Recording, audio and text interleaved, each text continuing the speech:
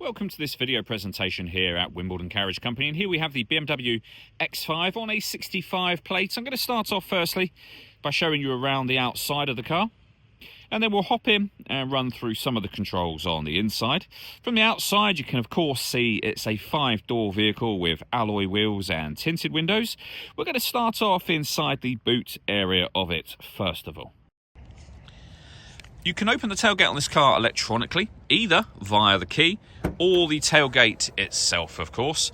As we approach the back of the car, you'll then see we have reversing sensors, and you'll notice that the tailgate opens up in two different sections. There's a handle here to open this bottom section down. Plenty of boot space. Now, you can increase this space by folding down any or all of those 3 rear seats, and you'll see the cables there for the plug-in hybrid element of this car. Okay, so we're just going to work our way back around to the front of the car, and then as I mentioned, we'll hop in and run through some of the controls on the inside. Now that we've done a full circle of it though, you can see firstly the alloy wheels are all in great condition, as is the bodywork for the vehicle the whole way around.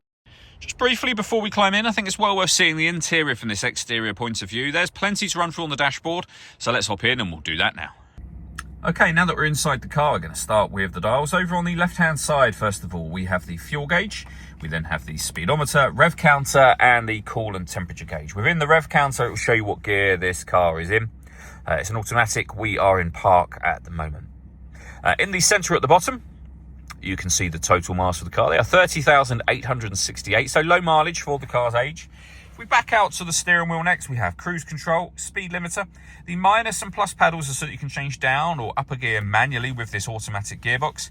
We then have our phone and stereo controls over this side. The steering column on this car adjusts electronically using this button just here. Into the centre next, we have the main screen for the car. So all the movement I'm making on the screen is being done using the iDrive system, which is essentially this dial and the collection of buttons that surround it. So we're in the main menu at the moment. You can listen to your radio, just push that dial down. You can see we've got FM and DAB radio.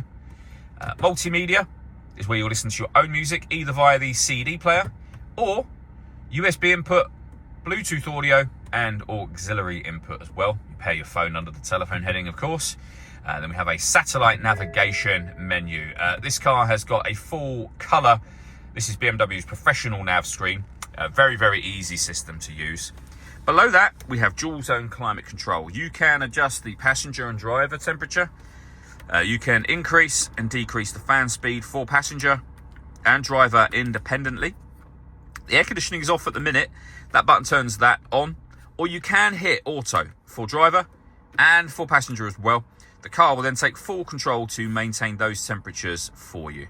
You can turn that off whenever you wish to. We've also got a heated driver and passenger seat, both of which have 3 separate heat settings on each. We have the main volume for the stereo and our CD player. 2 cup holders, some storage back here along with a 12-volt charging socket. We have the gear lever for the fully automatic gearbox. And this car also has a full colour parking camera to go along with the parking sensors. Next to that, you can turn the traction control on and off. You can change the driving setup of the car. You can turn your parking sensors on and off. You can make adjustments to the parking camera. We have downhill brake control, and then an electronic handbrake with an auto hold function. And if there's enough charge, you can put the car in electric mode.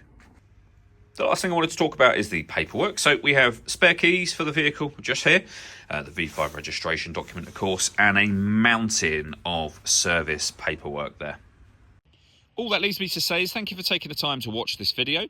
If you'd like to come and see the car for yourself and have a test drive, or you'd like a live bespoke video walk around, please feel free to give us a call here at Wimbledon Carriage Company. We'd love to hear from you soon.